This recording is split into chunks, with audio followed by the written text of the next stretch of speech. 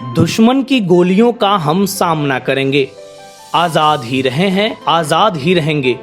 भारतीय क्रांतिकारी चंद्रशेखर आजाद ने ये बात तब कही थी जब वो अपने कुछ क्रांतिकारी साथियों के साथ बैठकर ठिठौली कर रहे थे।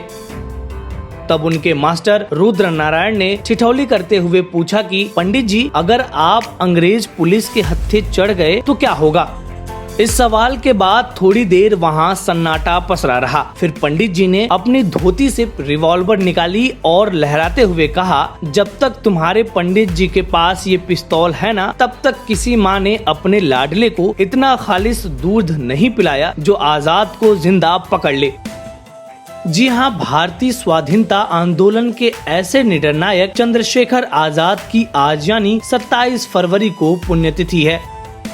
आज ही के दिन साल 1931 में मुठभेड़ के दौरान आजाद ने अंग्रेजों के हाथों पड़ने देने के बजाय खुद को गोली मारने का विकल्प चुना और इलाहाबाद के अल्फ्रेड पार्क को ऐतिहासिक बना दिया, जो आज चंद्रशेखर आजाद पार्क के नाम से जाना जाता है। ऐसे में हम आपको बताएंगे साहस और बलिदान की अनूठी मिसाल पेश करने वाले इस महान क्रांतिकारी के जीवन से जुड़ी कुछ दिलचस्प बातें। 23 जुलाई 1906 को मध्य प्रदेश भावरा में चंद्रशेखर तिवारी का जन्म हुआ। वो पिता सीताराम तिवारी और माँ जगरानी देवी की इकलौती संतान थे। किशोर अवस्था में उन्हें अपने जीवन के उद्देश्य की तलाश थी। 14 साल की उम्र में चंद्रशेखर घर छोड़कर अपना रास्ता बनाने मुंबई निकल पड़े। उन्होंने बंदरगाह में जहाज की पेंटिंग का काम किया। मुंबई में रहते हुए चंद्रशेखर को फिर वही सवाल परेशान करने लगा कि अगर सिर्फ पेट पालना ही था तो भावरा बुरा था क्या। वहां से उन्होंने संस्कृत की पढ़ाई के लिए काशी की ओर कूच किया। इसके बाद चंद्रशेखर ने घर के बारे में सोचना बंद कर दिया और देश के लिए समर्पित हो गए। आजाद की माँ को हमेशा उनके लौटने का इंतजार रहता था। शायद इसलिए उन्होंने अपनी 2 उंगलियां बांध ली थी और ये प्रण कर लिया था कि वो इसे तभी खोलेंगी जब आजाद घर वापस आएंगे।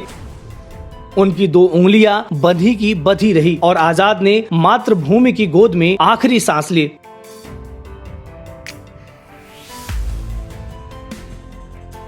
उस वक्त देश में महात्मा गांधी के नेतृत्व में चलाए जा रहे असहयोग आंदोलन की धूम थी। उन्होंने काशी के अपने विद्यालय में भी इसकी मशाल जलाई और पुलिस ने अन्य छात्रों के साथ उन्हें भी गिरफ्तार कर लिया।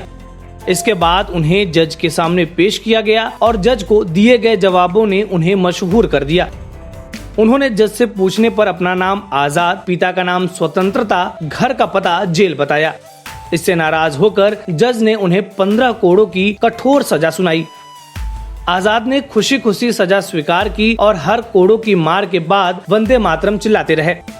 इसके बाद से ही उनका नाम आजाद पड़ गया। कहा जाता है कि उसी दिन से उन्होंने प्रण किया था कि अब कोई पुलिस वाला उन्हें हाथ नहीं लगा पाएगा, वो आजाद ही रहेंगे। असहयोग आंदोलन हिंसक आंदोलन था, लेकिन उत्तर प्रदेश के चौरी चौरा में लोगों के सब्र का बांध टूट गया और गाँव वालों ने पुलिस थाने को घेर कर उसमें आग लगा दी। इसमें 23 पुलिसकर्मियों की मौत हो गई। इससे क्षुब्ध गांधी जी ने असहयोग आंदोलन को स्थगित करने का फैसला कर लिया। चंद्रशेखर आजाद अपनी पढ़ाई लिखाई छोड़कर देश की आजादी के काम में लग गए थे। चंद्रशेखर आजाद के बड़े भाई और पिता की जल्दी ही मृत्यु हो गई थी। वो अपनी अकेली माँ की भी सुध नहीं लेते थे। हिंदुस्तान सोशलिस्ट रिपब्लिकन एसोसिएशन की स्थापना की। 9 अगस्त 1925 को क्रांतिकारियों ने एक निर्भीक डकैती का अंजाम दिया। इसमें बिस्मिल, अशफाक उल्ला खान और आजाद समेत करीब 10 क्रांतिकारी शामिल थे।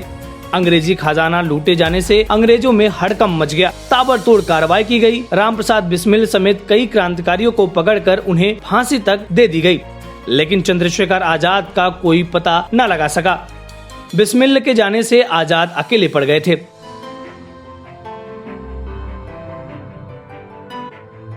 चंद्रशेखर आजाद के सामने सबसे बड़ी चुनौती ये थी कि मुख्यधारा की कांग्रेस पार्टी भी क्रांतिकारियों के विचारों को समझे। उन्होंने मोतीलाल नेहरू और जवाहरलाल नेहरू से मुलाकात करने का फैसला किया। 27 फरवरी 1931 की सुबह वो इलाहाबाद के आनंद भवन पहुंच गए, जहां जवाहरलाल नेहरू का आवास था। आजाद के मुलाकात का जिक्र नेहरू ने अपनी जीवनी में भी किया है। आजाद जानना चाहते थे कि क्रांतिकारियों पर जो राजद्रोह के मुकदमे चल रहे हैं वो आजादी के बाद भी चलते रहेंगे या खत्म कर दिए जाएंगे। दोनों के तेवरों में तल्खी थी। कहा जाता है कि नेहरू ने कहा था कि आजादी के बाद भी इन लोगों को मुकदमे का सामना करना पड़ेगा। 27 फरवरी की दोपहर आजाद इलाहाबाद के अल्फ्रेड पार्क में थे और आगे की रणनीति बना रहे थे। अचानक अंग्रेज पुलिस की एक गोली आई और आजाद की जांघ में जा धंसी। आजाद जब तक कुछ समझ पाते, पुलिस वालों ने उन्हें चारों तरफ से घेर लिया था। उन्होंने अपनी पिस्तौल निकाली और अपने क्रांतिकारी साथी को जाने के लिए कहा। आजाद सैकड़ों पुलिस वालों के सामने 20 मिनट तक लोहा लेते रहे और कई पुलिस अधिकारियों को घायल भी कर दिया। एक और गोली आई और आजाद के कंधे में जा धंसी। अब आजाद की पिस्तौल में सिर्फ एक गोली बची थी। उन्होंने अपने पास की मिट्टी उठाई और माथे से लगा लिया। पुलिस का हाथ उन पर पड़े उससे पहले ही आजाद ने अपने पिस्तौल की आखिरी गोली अपनी कनपटी पर दाग दी। जिस जामुन के पेड़ की ओट में आजाद की मृत्यु हुई थी उसे रातों रात कटवा दिया गया था ताकि किसी को खबर न लगे, लेकिन लोगों को पता चल गया। देश भर में क्रांति की लहर चल पड़ी। इस तरह से आजाद देश की मिट्टी से लड़ते हुए इस देश की मिट्टी में शहीद हो गए। इस वीडियो में फिलहाल इतना ही। आप अपने सवाल और सुझाव हमें कमेंट्स करके बताइए। बाकी देश और दुनिया की ताज़ा तरीन खबरों की अपडेट्स के लिए हमारे चैनल लोकमत हिंदी को सब्सक्राइब कर लीजिए। अगर आप ये वीडियो फेसबुक पर देख रहे हैं तो हमारे पेज को लाइक और फॉलो कर लीजिए।